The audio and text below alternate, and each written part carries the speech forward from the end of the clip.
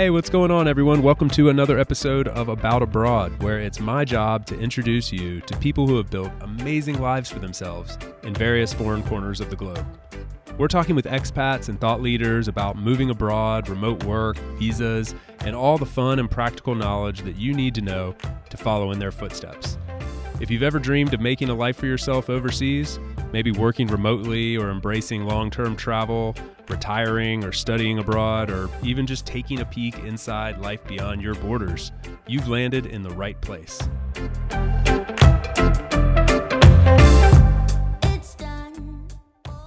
My guest today is Andrea Valeria. She is the founder of Travel O.D, which, as you might guess, is all about traveling, but more specifically about remote work and how to leverage your skills to find remote jobs that fit your profile. But not only that, she's an experienced expat as well. She's from Panama, currently living in Mexico City. So we dive deep into life in Mexico and Mexico City in particular. And then also she has experienced living in the U.S. from Hawaii to Missouri and various places in between, and has leveraged a few different opportunities to build a life abroad in different countries. So she had a lot of experience to share on being an expat, moving to different countries, the ways in which you can stay, and then also, of course, finding remote work. And not just tech skill-based remote work, but remote work based on interpersonal skills and other opportunities that you have to find remote jobs. So anyway, I found her content super compelling and very interesting, applicable to this show for sure, and I was excited to have her on. So please help me in welcoming Andrea to About Abroad.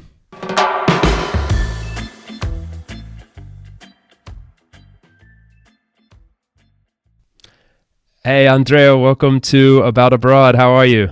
I'm so happy to be here, ready to talk a little bit about my journey. I think people are going to be interested to hear it. As I just mentioned to you before we started recording, like I've been a huge fan of the content you put out about your journey and remote work and immigrating to other countries. It's just like when I first started following you, I was like, this is perfect for the show. I have to get her on. Those are all a little bit of the things that I love, literally traveling, creating content, working remotely, and I merge all my passions into my social media. So thank you for being there and following me. You're welcome. While we're on that note, we can recap this at the end and throw it in the show notes. But while people are listening and on their phones, they can go ahead and find you. What's the handles to track down? It's a travel OD, as in it's a travel overdose. I started traveling a lot over 5 years ago when I started being like a digital nomad, and I was like, I'm overdosing in travel. So it's the travel OD everywhere: Instagram, TikTok, Twitter, everything. Awesome. Yeah, please go follow everybody. You will not be disappointed. The energy that you portray and like the fun way you approach it, like it's not just like boring lists of like, here's how you get a remote job, here's how you move to this place. It's like fun and vibrant and energetic, and I love it. Thank you. So where are you right now? So right now I am in Mexico City. This has been my home base for like 2 years now. I used to be here, live here, and then from here travel. I used to do a lot of retreats and projects, like collaborations with travel agencies and things like that. But now, since everything has changed, this is just my home base, and I have been mostly here since everything started. But I Since love it. This is a very convenient city, and I'm glad I have been here for all of this. Yeah, I think Mexico City sounds so interesting. Like I would love to give people a little peek behind the curtain on what life is like in Mexico City, whether that be not just as you're not from Mexico, and we'll talk about your journey to get there in a second, but like just, as a foreigner, and then maybe even not so much as a foreigner, like what's life like in Mexico City? Well, the first time I came here was over five, no, like 4 years ago, maybe. And I remember the first day I was here, everyone was so nice. I was like, is this normal? So that is one of the things that attracted me to the city. People are really welcome to other people, to foreigners, and that doesn't happen in every country. So that was something that immediately got me like falling in love with this city real quick. And It's the customer service is great. That's one of the little Oh, things that I appreciate about a place that doesn't happen everywhere. And it's very convenient. So I remember living in little towns around Latin America that you just couldn't get delivery and little things like that, or you couldn't get Uber or something like that. But here in Mexico City, everything is so easy from delivery to Ubers. And right now with the pandemic, I'm so happy that the delivery system is like that because I just get everything delivered. So the little things like that are just things that I really love about this city. And it's just beautiful. There's so many different restaurants, things to do whenever everything is open. There's live concerts all the time and it's so lively. So I just love this city. it's a vibrant place, right? Like it's alive. Absolutely. And I mean, it's very heavily populated, Yeah. but also it's very interesting that there's so much greenery, so many parks all around the city. So it's a really good mix of just like huge city with like nature and everything. It's a really good like balance. Yeah. Is that so? Is there nature close by? As in, like, can you quickly access mountains or parks or something? Like, if you want to get out of the city and truly get into nature, is that accessible, or what's right beyond the city limits? Yes, absolutely. So it's a huge country. So wherever you, whatever you want to do, you'll find it. Beaches, that is not so close to Mexico City. The closest one would be like 5 hours away, and it's not like the prettiest. But if you want to do like mountains and all of those things, like mountain biking and flying, those like paragliding, it's called, Yeah. they have all of that like 2 hours away. And I was recently there and they had like cabins and a bunch of activities and lakes and everything in a place called Valle del Bravo. And there's a lot of expats and people moving there lately too. So yeah, there is so much things to do. And also the flights all over the city, all over the country, sorry, are very accessible. So if you want to just travel around flying, it's Yeah. very easy to do once you're here. Sounds like a good place for like a home base if you want all the conveniences of a city, but also you want to hop around and see other parts. Like when you think of Mexico, you're thinking of these adorable like pueblos and like beautiful beaches and Caribbean and all that. And so like you can go have all that. It's accessible, but live in the convenience of the city. Yes, absolutely. I really enjoyed. And also for someone, if you're coming from the US, because I used to live in the US and then I started traveling around Latin America, this is one of the places where I lived after the US. So of course, the cost of living was significantly lower. So I was happy about that.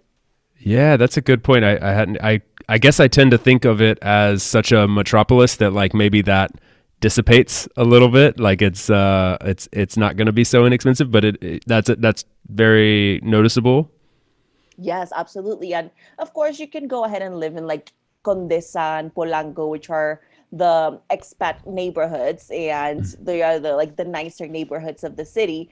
But if you go and you find a place that has more locals and it's a little bit more like just the regular living of Mexico, people from Mexico City, it's going to be even more accessible and you're going to have a lot more access to just like the local culture, which is in my opinion, a lot more exciting than just living around a place where you'll hear a bunch of people speaking English. And so I'm like, wait, where am I?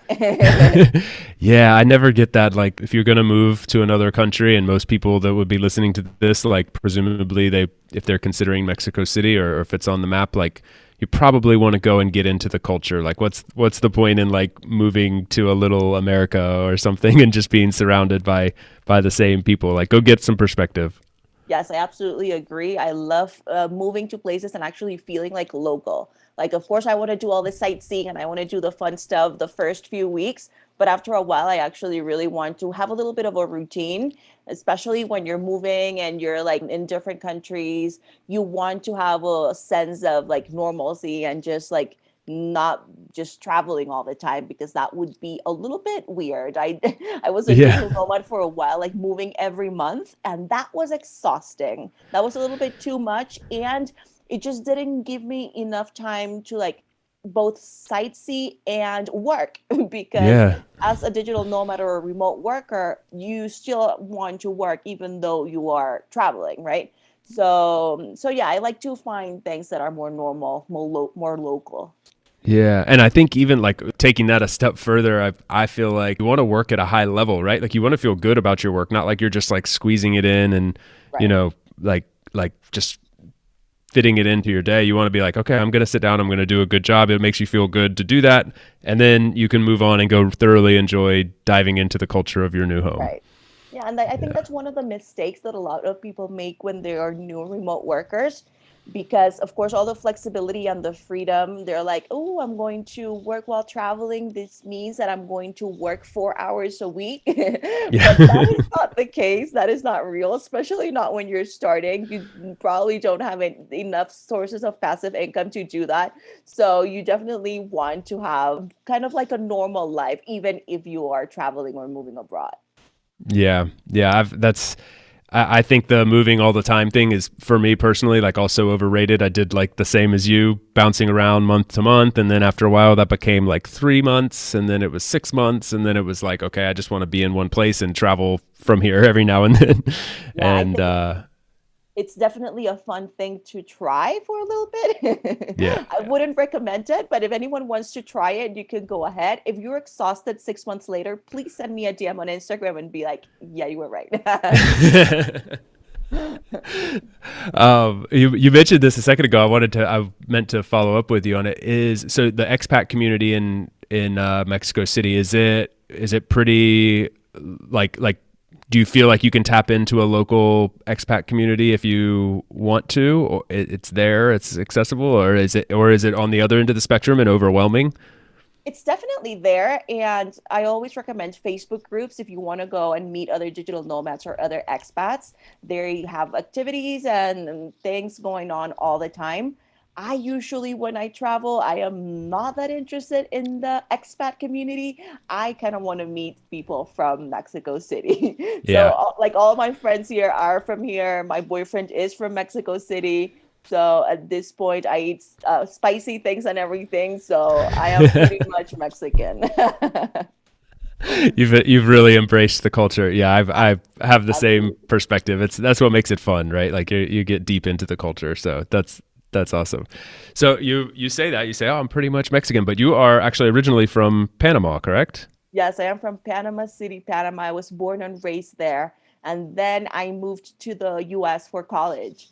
So I studied there communications, and then I stayed for like 4 more years. My first job out of college was as a TV news reporter in Tampa Bay, Florida. No way. So Where did you go to college? I went to college in Missouri. So Lindenwood University in St. Louis, Missouri. Wow. How did you find Yeah. that? That's so interesting. Like Yes. what took you from Panama City, this thriving metropolis, to a little town in Missouri? Yeah. So actually, that university had an agreement with the education department of Panama. So I got a scholarship, and they were like, you can pick from these three universities. And I had never heard of any other places. I was 17. I was very confused. And I was like, this one looks cool. I don't know. And I just went there. I didn't know much about it, but it was cool. It was like a college town. There were so many international students, and I think that's what I appreciate most about that college. Literally every single time I go visit a place in my travel, since I've been traveling, I can absolutely find someone that I went to college with. So it, Wow. yes, it has happened everywhere. I have actually been walking around different places. It has happened to me in Argentina. It has happened to me in Uruguay. And one time in France, I was like walking around, and I suddenly saw someone that I went to college with. So That's the coolest thing in the world. That's amazing. yes. Yeah. So that's definitely something I appreciate a lot. So even though I was like in Missouri, in this little town, in a college town where I didn't know anything, and it was like snowing when I first got there, which was a big change from Panama. I really enjoyed it. It was definitely cool. So then from there, I went to Tampa, and I was a TV news reporter there for a year. And I was covering a lot of like crime and politics. So my dream of being a TV news reporter and getting ready for TV and all of that was quickly shattered when it was more about like covering these horrible stories all every day.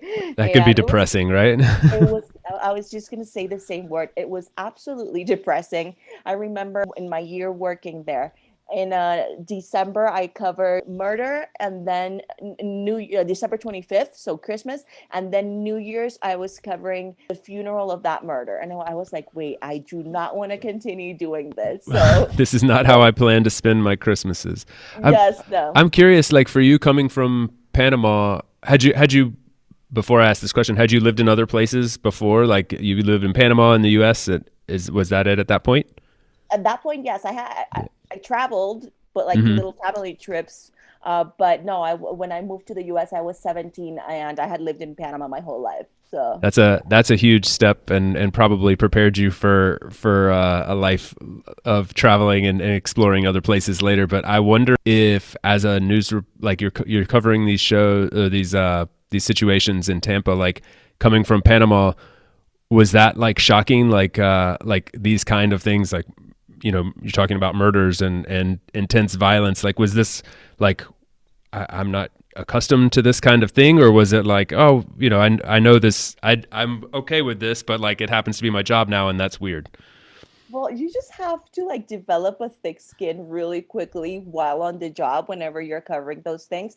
Because at that point, everyone was more experienced than me. I was like 21 and covering all of this next to the reporters that had been doing it for 10 years. So I remember in one of those funerals that I was covering, it was so sad because it was someone like my age and it was like a big part of the community, whatever.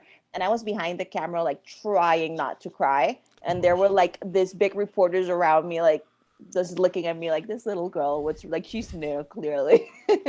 You'll get um, used to it. We've been covering murders for years. right. So God. what I did was like, wait, I'm not gonna get used to it. This is depressing. So I stopped doing that and I took a sabbatical year first and I moved to Miami.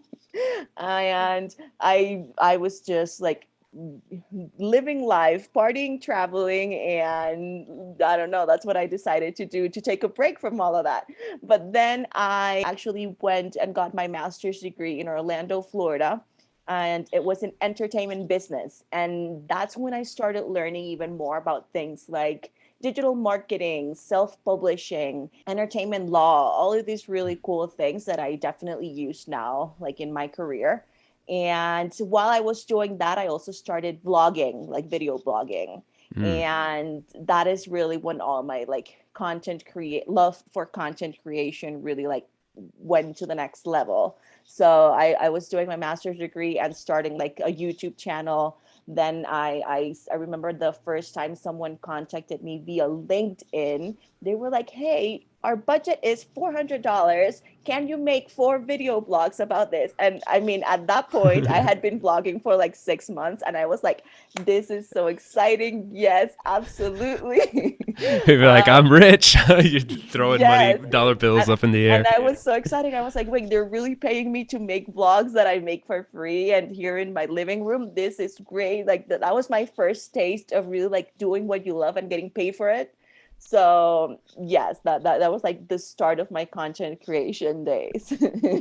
Well, yeah, let's go deeper into your career. What is your tell everybody like what do you do today to support this awesome lifestyle? Yeah, so right now I am a remote work specialist and I am a content creator too. So I educate people, inspire them, motivate them all through the content that I put out. So a bunch of free resources, like I have a remote job directory in which people can go and find their next remote job.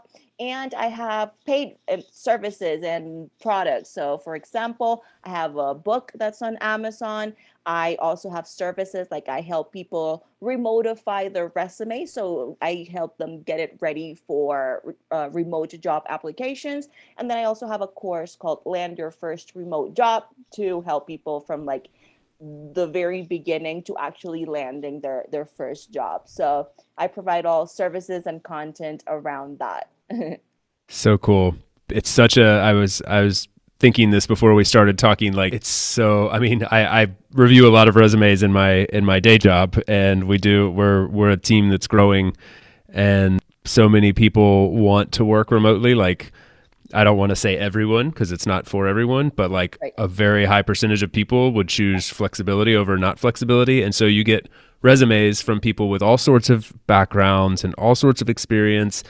And one thing that shines through very clearly is like when someone has never worked remotely, and like just buzzwords you can use, and the way you communicate. And yeah, I mean, it doesn't necessarily have to be like a digital nomad type or a very techie person. Like, we can be Right. talking about soft skill type jobs, but often people just lack the like way to convey that. And I think you help people create that messaging. Yeah, absolutely. Because a lot of people don't realize it, but they do have transferable skills. Like there are things that we do in any job that can be transferred over to remote jobs. And also, there are ways to, of course, talk about your soft skills that relate to remote jobs or the tools that you know or the skills that you might have, of course. So, a lot of times, people are literally just one good resume away from their first remote job and they don't know how to make it. So I Yeah. like to help them out with that, and of course, with where to find the jobs, how to avoid online scams, all those things that seem very basic for people like us who have been working remotely for a while, are of course very new and very different from someone who is an aspiring remote worker. So I like to help them with the whole process. Yeah. Well, actually, so you mentioned the like the soft skills are transferable to a remote job. Can you elaborate on that a little bit? Because I think one of the questions I get multiple times per week, I would say, through email or LinkedIn or just conversations with people, like they'll say, I don't have remote work skills. I'm not an engineer. I'm not a social media guru. I'm not very tech savvy, and one of the things I really enjoy about doing this show is talking with people who have the experience of bringing in other elements and utilizing those soft skills, and finding remote work through this like less than obvious path. Right. Maybe that resonates with me because I kind of put myself in that box too. Like, I've developed some of those skills that if I needed to apply for my job today, I kind of have them now. But like when I first started, I didn't, and I had to figure out how to get my foot in the door to get to that level, I guess. So yeah, if you can elaborate on that, like I think that could probably be really helpful for some people. Absolutely. So I think there are a lot of misconceptions about remote work. And one is that you need previous remote experience to get started. And that usually stops a lot of people from even applying to remote jobs. So as long as you have soft skills, which are like personality traits or things that would allow you to work remotely comfortably. So, for example, if you're able to work under minimal supervision, that's a good sign. Not Yes. some people need to have their boss or supervisor there all the time and helping them. If that's the kind of person you are, remote work will probably not be for you because you won't have access to asking the person next to you, hey, how do you do this? So you need definitely to be very resourceful, comfortable with Googling to find solutions to your problems. So if you're the kind of person that likes to find solutions on Google, good, you're on the right path. But if you need to be asking questions constantly, also if you like having that like environment and community and like work family and going to barbecues after work and going to happy hour after work, you won't have that. So if it's in your personality to have all of that, then of course you need to adapt to this new lifestyle. Or you maybe you don't need to adapt. Maybe you say remote work is not for me because I want to go into an office and have that community. So yeah, there are a few things like that that are more like personality wise. Like, are you going to be able to sit in front of a computer for 8 hours a day? If you're like, no, I hate computers, I just can't do it. I'm like, okay, then this might not work for you. Yeah. Are you things like, are you willing to learn new software, new programs, new tools? In remote work, it happens all the time. Like there's new things popping up all the time. And if your company that you're working from for decides that they want to implement it and you're like, oh no, I can't do that, then that's not going to work. Yeah. So being willing to learn new skills, tools, and if you are able to pick them up, all those are little things that are very necessary to work remotely. Also, if you have like attention to detail, a lot of people miss out on their jobs that they're applying to because they can't follow instructions, and the job application said send your resume in a PDF, and they send it as a Word document, and that's it, you're out. So there are things that you definitely need to pay attention to when applying to remote jobs, because that is how a recruiter might be like, okay, I can already see that this person is not reading and following instructions. So no, I'm not going to hire them. So yeah, if some of those things that I just mentioned resonate with you, you're like, okay, yeah, that sounds like me. I think I could do it. Then definitely something that you could try. And also, there's another misconception that there is about remote work is that you need to be like a coder, a programmer, an engineer, or social media person. And they're like, I don't do any of those four. I don't have a big social media following. I don't like to blog. That's not for me.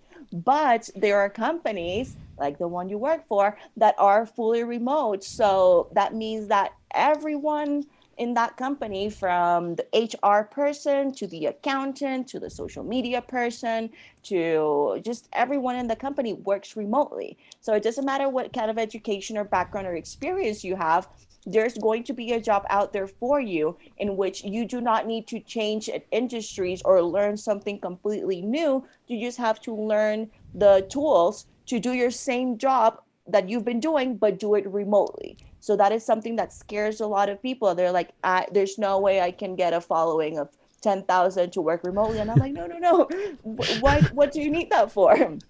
So, so yes, definitely a lot of things scaring people away, but it's just because they don't really know how it works, and they don't know what it entails, and they're like, remote worker, travel blogger. I can't do that. Goodbye. So yes, I'm never going to be a travel blogger. I can't work remote. That's the yes, end. no, and that is literally something I hear all the time. Yeah, yeah, it's true. It's true. Yeah. I think what some you've made so many good points, and I wish that everybody that was applying to a job at Doist would take some of your advice beforehand, because it would make my job a lot easier. But one thing that I find really interesting is like you said this, and this is what a lot of people don't know, is like all these tech companies that have, you think, oh, it's a tech company, they're all remote, that's cool, but like I'm not a tech person. Right. As you just said, like there's HR jobs, there's sales jobs, there's accounting jobs, and actually like there's support jobs. Support's huge. Support takes so many bodies. And if you have interpersonal skills, you can find a job in support at so many of these companies. And then if you take some of the advice that you're giving and like convey in your application that you're a good communicator, that you follow the instructions, that you're able to be a self-starter, you can sell yourself as a perfect fit for that kind of job, and then be working from wherever you want in the world. Absolutely. And yeah, people are like, I'm too young, I'm too old, I'm too this, I'm too that. But it's just like in the real world, there are jobs for everyone. Like remote work is not just a bubble in the internet in which you have to be some kind of person. There are jobs for everyone. So every time someone tells me that they don't know if there would be a job out there for them, I'm like, hey, and I'm going to plug my remote job directory here. I'm like, hey, you should check out my remote job directory so that you can see all the different industries in which I have jobs listed on there. So you literally find things from sales, customer service, accounting, social media, marketing, everything. Yeah. So yeah, don't be scared if you think like, oh, I can't do it, because whatever, you probably can. Yeah, totally. I mean, I like to mention like my transition to Doist, actually, like I came from although I was working remotely like my whole career, I still came from like a more traditional type of setting where like I was shaking a lot of hands and seeing a lot of people face to face. And I would go to the office sometimes, and we had team happy hours and stuff like that. So like I came from more of that world, and also had that worry about like, can I transition into this world where like, like there's none of that, like very little, like once a year we might all get together, and Right. I'm never going to see a person face to face except for like over a Zoom meeting every now and then. Like, do I have the skills? But like I got into the marketing team, which I had previously been in marketing, and like managing a team which like was doing some of the stuff, like the exact same stuff that I was doing before on the ground, meeting people face to face, but this was just virtually. And the way the skills transitioned over, I was like, this is actually really seamless, but I definitely had this blocker up in my mind. Like I'm not sure if I have the skills for this. And I think it's normal to doubt yourself a little bit, but it's really cool that it's becoming so much normal now. Like remote jobs are popping up left and right. Companies are transitioning to remote, embracing location independence, and this like wave is just swelling as we speak. So there's just so many more opportunities. I just try to encourage as many people, like, give it a shot. Don't doubt yourself before you get there. Yeah, absolutely. I think that mindset is probably like 50% of the game here. Like if you think that you are going to be able to work remotely, you're already halfway there. Yeah. So these people that come to me and they're like, but I don't have the experience, but I don't think I can do it. But how will they pay me? Because I am in Mexico and I don't know if they're accept this the bank that I have. And I'm like, Yeah. whoa, whoa, whoa! There's so many excuses that you just put out, and I see a lot of like negativity. So first, we need to work on your mindset that you are going to be able to work remotely and that you're going to be able to like work through all those little obstacles. And those are not even obstacles. Those you just get on Google and find what's the best way to get paid if you're a remote worker in Mexico, and you'll figure it Yeah. out. You'll So have 20 links telling you. yes, absolutely. So yeah, people definitely like to put out a lot of excuses and reasons why they might not be able to. And I usually love receiving those people that are like, I want to do it. Teach me how, let's do it. Because then I don't have to like, go through the little things, the excuses and all of that. Yeah. Like, let's get down to business. Let's get Yeah. past the excuses and figure this out. Yeah. If you I, can do that, then I can absolutely help you. I'm curious. I just realized I didn't know the answer to something. I see some of the content you put out mentions like you transitioning from this job that you didn't like to like kind of like working all the time, kind of miserable, and then to what you have now. Was that your TV reporting job, or was that something else? That was something else. So after Miami, after the master's degree, then I started freelancing and doing like content creation.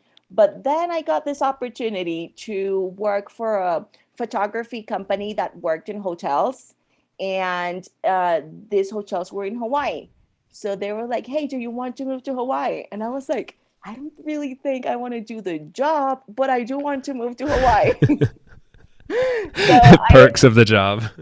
so I ended up taking that job and I worked there. I started working as like a branch manager for one of the studios. And then 2 years later, I was the director of operations of the whole company. They have like over 10 branches in Hawaii and then branches all over the mainland as well. Wow. So yes, I was the director of operations of this company. And while I was doing, it was very exhausting. I was working 60 hours per week. I had like no vacations, and it was a challenge. And I learned a lot about like business operations, hospitality, photography, all these things that come in really handy now, because with everything I do now, I definitely take a little bit of what I learned in that job. But it was definitely not what I wanted to be doing. And of course, there was zero flexibility and freedom. So after doing that for a while, and when I was already the director of operations, I went up to my bosses and I was like, hey, there are so many branches and I can't really manage each one. Like I'm not really in each branch every day. So can I just like work from home? I'll manage everything like exactly how Yeah. I've been What's the doing difference, it. right? Right, exactly. Like if I'm in one branch one week, I'm still managing all the other ones remotely. So wait, can I just do this from home? And they were like, no. This was over 5 years ago, and I would have been the first remote employee of that company. So it was new, very new to them. But eventually I was able to convince them to doing like 3 days working from home per week. Okay, so it was basically like a trial period that I did for like 3 months. And eventually, of course, I started getting so excited about my new setup that, there are things that come with it. You're more productive. You want to really prove yourself because you like the flexibility and all that. So it was all really working out great. So after 3 months of that trial period, I was like, hey, how about since we know this worked in this trial period, how about I just start working while traveling? Keep And pushing the envelope. Right. And of course they were like, no.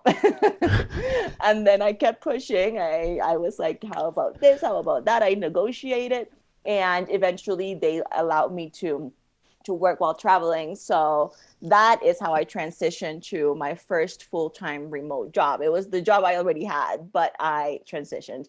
So I went from Hawaii to randomly picking a place that I've never been to. That was Buenos Aires, Argentina, and I moved there. Which, in now looking back, it was not the smartest because there's a 7 hour time difference, and I still had to be available for from like 9 to 5 their time.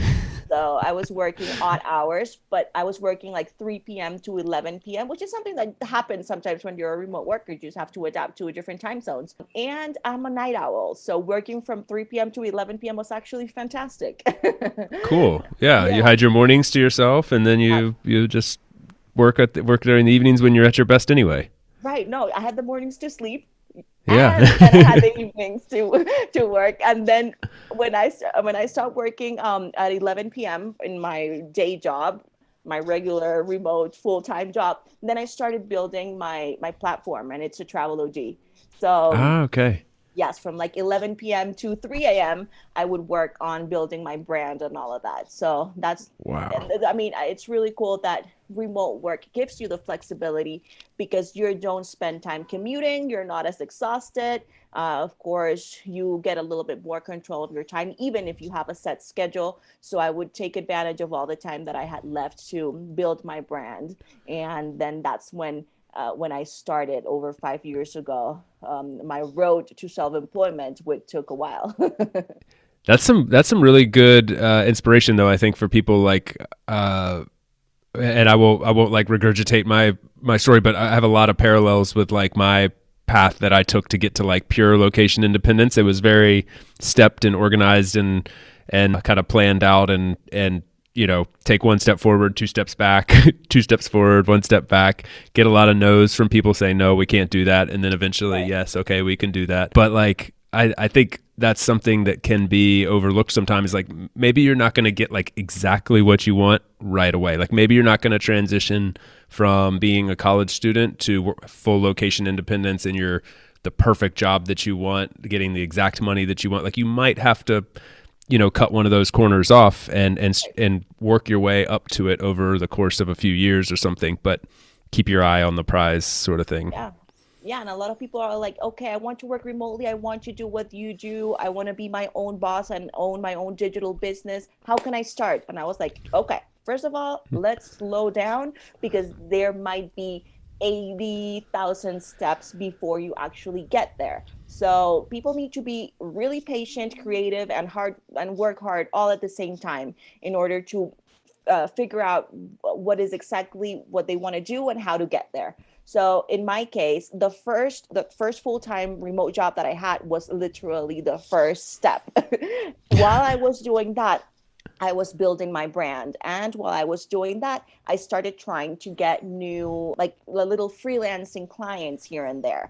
Okay. So when I had enough freelancing clients and when I had already set up another source of income, then I transitioned that full time job to a remote part time. Okay. So then after doing that part time and then having my other projects where like I was starting at that point. So it was like little side hustles and online gigs here and there.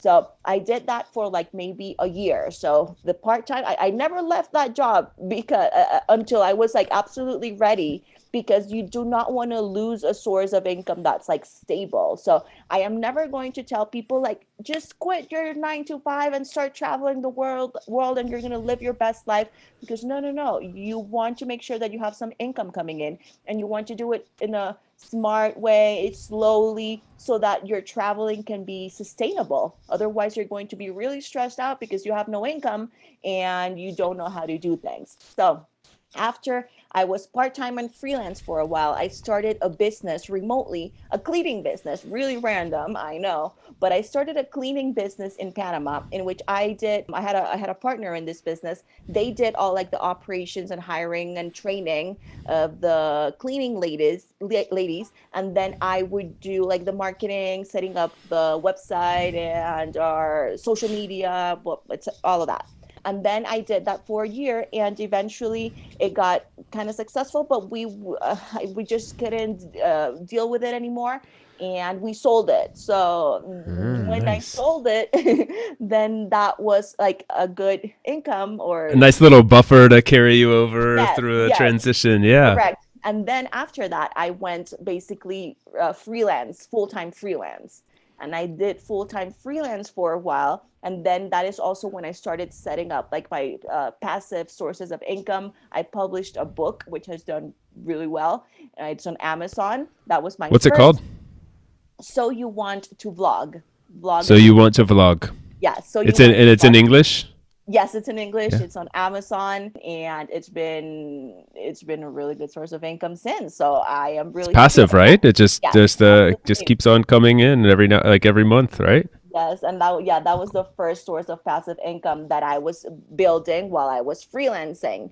And then after like freelancing and trying to set up more sources of income, I started doing like affiliate marketing and things like that. Then after a while, I was like, okay, now I think I'm ready to just be completely independent and self-employed. And that happened 13 months ago. So I've been working remotely. My first job was like over 5 years ago, my first remote job, and I've been a full time business owner for 13 months. So I love to say that because it takes time. It's not going to happen overnight. Like, good for everyone that starts a business and in 6 months they're making 100K.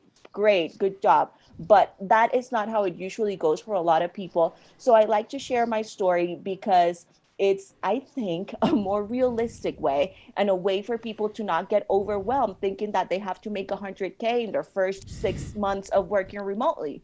That just doesn't happen often. It's So so funny yeah. you say those numbers exactly. I'm literally having a conversation with someone right now, like a email thread back and forth with a young guy who got my contact information and very brave, and reached out and said, hey, I want to work for you guys. I want to work on your team. I'm looking to come into sales and work remotely, and I'm willing to work for maybe even under 100K a year. And I just graduated from college, and I've Oh, done an internship and all these things. And my advice to him was like you may, again, like coming back to, you may have to work up to this. Like, that's great that you're willing to work for under 100,000. Thank you so much. But it may not exactly work like that. And you may have to take some stepping stones to arrive to this. Like, maybe you can go to Silicon Valley, or there's plenty of jobs out there where you can go make 100 grand, but it's going to be tough to just start right away and get full location independence, the job type you want, the company type you want, like a good work-life balance. One of these things are going to have to go probably at yeah. least right So away. Take some time. this person needs to come over to my Instagram because I love to give people reality checks. Like, that's not going to happen that quick. You need to work your way up to something like that and to having all the perks, because right now I have all the perks, like, yeah, making my own schedule, being my own boss. But it wasn't always like that at the beginning. I had a set schedule that I couldn't change for anything, and was not my own boss, and I still had to pick up phone calls and all, like, whatever time they wanted and all those things. So yeah, definitely there are a lot of perks that we talk about that are related to remote work, but you might not have access to all of them as soon as you start, even if you have a remote job. So yes, people have a lot of unrealistic expectations sometimes, and I love to remind people how it really is. Like, last night, I just posted something like, if you send me this kind of DM on Instagram, I know that you're going to have a tough time landing a remote job. And those kinds of DMs are people that don't even say hi, so zero online etiquette, and they're just like, find me a remote job. One person said, "Find me a remote job," and then 2 days later, they messaged again, "I'm waiting," and I'm like, "Wait, what?" People are Yeah. just funny. Like, what? Like the Wow. audacity. The And audacity. yes. So yes, those are things that definitely let us know that those people might not succeed in the remote job world because they have zero online etiquette, because that's not how you do it, and also because they did not take 2 seconds to look around my Instagram and click on the free resources and links. So if you weren't creative enough or resourceful enough to just click around and find what you were looking for and just ask the person without even saying please, imagine. Yeah, Yeah. and I can also say, like, it's worth for anybody that's listening and wondering, like, is it worth investing, like, not just your time in refining some of your skills, or maybe just in the way that you present yourself. Like, companies, like at least at Duos, and when I talk to leaders at other companies that are hiring, like, we're getting thousands of applications for, I had a junior level, like entry level position that had people applying with like 10 years of experience for roles like this. No. If you don't remotify your Your resume and resume, your your application. CV, like, Yeah. you have to. And like, the biggest piece of advice I would give somebody is, like, put yourself in the shoes of a remote company or a remote hiring manager. Somebody, like, they're going to mostly be communicating with you via the written form. So you can be the best verbal communicator in the world, but if you don't convey that in the written form, and your application, the questions that you're asked, the CV letter, the cover letter, like, these are all opportunities to exemplify how awesome of a communicator you are via the written form. And that will generally separate, like, 80-90% of the applications. Setting experience to the side, like, oh, this person can communicate, we can probably teach you the skills if we need to, but, like, Right. you're a good communicator, you can fit into the culture here. Yeah. Yeah. And a lot of the people that I help out with Remotify Your Resume service, for example, they're like, I've been applying to jobs for 1 year and I applied to 5 jobs with your resume and I already have 3 interviews. Like, how Yep. crazy is this? And I'm like, you have the skills. You have what it takes. You just didn't know how to write it on your resume. And that's what I help people with. Yeah. And that happens with most of the people that I help with, that I help out. Like, they have what it takes. They just don't know how to convey it. So, Yeah. but yeah. Yeah, it's totally worth investing in, like, your time and energy, and then also in professional help. Like we have coaches in our lives, and all very, like, people in really good shape hire personal trainers to help them get in a little bit better shape. Like, if you've got Absolutely. a really good resume, like, maybe you need a personal trainer to help you get your resume to that next level, to get through the thousands of interviews or the thousands of resumes that are coming in for these jobs. Like, get someone to help you. Somebody maybe that we're talking to right now can help with that. Yes. And it's also really rewarding because whenever I help someone with this and they land their first remote job, then first they're like, oh my God, thank you. And then 6 months later, they're like, oh my God, thank you. Like, my life changed. Like, I now can spend time with my kids. I can now have more time to crochet. I mean, whatever it is that they liked to do and they weren't able to, then and they start experiencing it, and then they get to that level where, like, okay, thank you, I've been doing this for 1 year, now I need help with passive income. And I'm like, okay, so that is Yeah. one of the things that I'm doing now. I'm coming up with a course to help people with setting up their first source of passive income. So Yeah, yeah, when I you've always. gained all that time back in your day, you can suddenly find yourself like, look, I have time to work my full day and then also, create a podcast because it's what I enjoy doing. I think I saw, there's a statistic I just recently saw, like, the average American spends like 45 minutes a day in their commute. Like, some people, obviously it's a lot longer, but add that up, 45 minutes a day, 5 days a week, like, you're talking hours and hours of your week that could be dedicated to something else. And that's just the commute. There's other elements as well that are really exciting. Like, when you think about the average number of hours someone works in the office, it's like only a couple hours a day, like on average about 3. And so, like, Right. if you're working from home and you're more productive than you are in the office, which is also typically true, like, you Yeah. can crush your work in a handful of hours a day, do better than you were doing before, and now you've gotten a few hours back again in your day. So the passive income thing is a really, really cool approach to tack on to your business model. Yes, absolutely. I like to hear what people are telling me, what they need, what. So some time ago, they were like, I don't know where to find remote jobs. So that's how I got the idea to do the remote job directory. Then they were like, okay, so how do I apply? So I came up with my services and my course. Now they're asking me, okay, now I got the job. Thank you. What's next? How do I do passive income? And I'm like, okay, I got you. I'll make course for you. It'll be ready in a little bit, and that's it. So yeah, it's really cool also to listen to what people need and then just create resources for them so that they can make it happen. So cool. So cool. I didn't realize like our time's flown by here, and there's so much more that I want to get into. So instead of going deep into a handful of things, I'm just going to ask you a couple questions here to wrap this up, and Yes, just if go you ahead. can throw out the first ideas that come to mind. So Okay. coming back to living in Mexico City, what generally speaking, not asking you to be a visa expert here or anything, but generally speaking, like, is that an easy thing to do, like to just come and stay as a both as a Panamanian, but then also just like if you have any knowledge to drop on generally speaking in Mexico and Mexico City? So generally speaking, everyone gets 6 months to be here as a tourist for most countries. So that was what I did first when I first came here. Then I liked it, and then I was like, okay, so what do I do now? Because I want to stay longer. So there are different resident visas, and they're actually pretty simple to get. In my case, it was. So you have to travel to your own country and go to the embassy of Mexico in your own country and then get like the first step of the resident visa process over there. And there is this visa in which you just have to prove that you have a certain income. And then if you can prove that, then they basically give you the resident visa. So that is pretty simple, and it's like $200 for a year.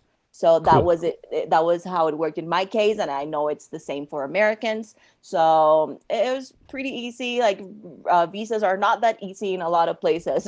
So Yeah, it doesn't always work like that. It sounds pretty yes, straightforward. Is there major like waiting periods? Like do you do that and then wait for months, or is it more like a formality, like you go, you get it and you're back in Mexico? literally the easiest thing ever. I went to Panama for like 4 days, had my interview in the embassy, came back, and then you have to go to the immigration office here to actually get like your resident card, and that Mhm. usually they'll give it to you 2 weeks later. So Wow. yeah, Super easy. Wow. it is really Compared to the easy. Spanish bureaucracy that I'm renewing my visa as we speak, and just as yeah, I could say that's very sounds very nice. Yeah, when I tell you that Mexicans are welcoming, even the immigration office is pretty welcoming of foreigners. That's If you awesome. do Oh, if you do everything right, if you want to come here and be with a tourist visa for the longest time, then they won't like that, of course. But yeah. if you get your resident visa, yes, you'll be good. So following that up, where are some other places? I was hoping to get into this because I know you've done some significant travel, but are there any other? Or I guess what are some of the other countries you've spent like quote unquote significant time in? Like however you want to define that. So after Hawaii, I moved to Argentina for a while, and that I don't think that country in general is very digital nomad friendly. Mm-hmm. So yes, there's that. I also lived in like a mountain town in Panama for a while, which is where I wrote my book, because of course there was not much else to do. So it was really good for like if you need to focus for a period of time on a certain project, then I recommend mountain towns. So yeah, I lived there for a while, but again, the internet was not very steady. This is So important. Yeah. yeah, so it was tricky, but I mean, to write a book, you don't need super steady internet, so it worked out. And then I also did like a period of time in which I just moved all the time, and I moved like 1 month in. I lived 1 month in Chile, 1 month in Peru, 1 month in again Argentina, Colombia. Then I also lived in Monterrey for 3 months. I loved Wow. Monterrey, Mexico, another place I liked. as you can see, I'm biased. I just like Mexico. Yeah, I get it. Yeah, I also lived in Playa del Carmen for like a year. So Ah, wow. more Mexico, but different places. And yeah, those that's mostly where I've lived. Awesome. And where would you move back to if you had to pick one? Is there a place if you said, okay, I'm going to leave Mexico City behind? Where might you go as a plan B? Oh, I was gonna tell you Mexico, duh, but then you told me leave Mexico behind. No, No, I Mexico City, Mexico City. If another place in Mexico Playa is del on the Carmen. list, Playa del Carmen. Yes, Okay, yes. good to know. Good to know. Beautiful. And then circling back to remote work, what is, broadly speaking, what's the number one piece of advice you find yourself giving to your clients? If you don't mind giving away a little bit of a little bit more free content here, which I know you No, don't. no, absolutely. So, most important thing is to identify your skills, your remote skills. Okay, so most people have remote skills already, so don't get stressed out thinking that you have to learn new ones. With what you have, you can probably already start working remotely right away, even if it has to be an entry level remote job. So, number one, identify your remote skills, and I have free trainings that I'm going to have up really soon that you can take advantage of. And that's the first step. Then, after that, I would ideally want you to start learning how to find remote jobs, where to find them, and how to avoid the online scams. Because if someone falls victim to one online scam, they might be like, "Oh, remote work doesn't is not for me," because this happened to me once, and they might think that that's how it always is. So avoiding online scams and just getting the knowledge of what it makes a real legit remote job and what doesn't.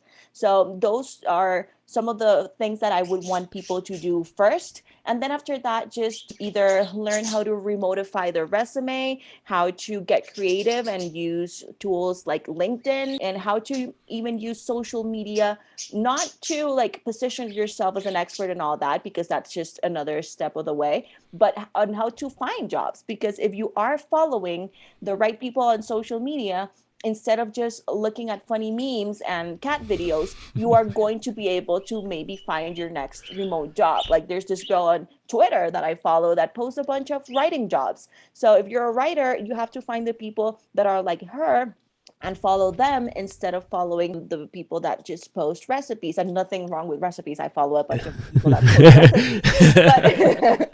But but We're not hating on recipes here. Just no, say not it. at all. Oh, Or no, cat gifs and cat memes. I no. mean, Oh we gosh. all love a good cat meme, but it may not serve you in finding your remote work. Right. So definitely people that say that, oh, but social media is such a distraction. Well, it depends on how you use it. If you want to follow the right people and follow the people that will inspire you and teach you and motivate you to take your next step, then that's where it's at, right? So yeah, those are some of the things that you should be doing at the beginning of your remote job search.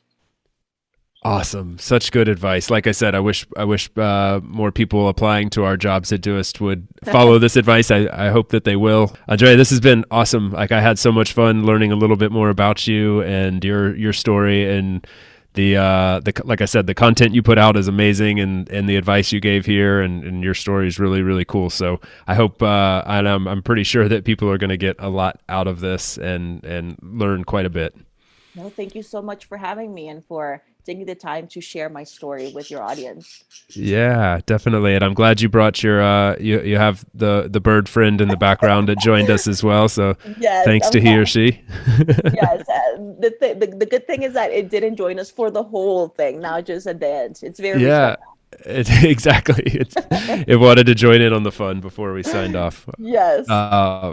That's great. Well, yeah, thank you again. We'll have to maybe do it again sometime, and I look forward to continuing to follow the journey and see more of your programs coming out. And one more time before we sign off, just remind people the handle to go follow. And again, I'll add it to the show notes as well. Yeah. So it's a Travel OD is my Instagram, Twitter, TikTok, everything. And it's a travelod.com is where you can find my remote job directory and information about all the free trainings, my course, and everything that I have to help people with their journey. Fantastic. All right. Thank you so much. And yeah, I look forward to the next time we get to catch up. Thank you. Thanks for tuning in today from wherever you are in the world. Once again, I'm Chase, and this has been another episode of About Abroad. You can visit aboutabroad.com to get our latest updates and listen to past episodes, or find us on Apple Podcasts, Spotify, Stitcher, really anywhere you get your podcasts. On that note, if you enjoyed the show, feel free to subscribe, and if inclined, leave a few stars and a review.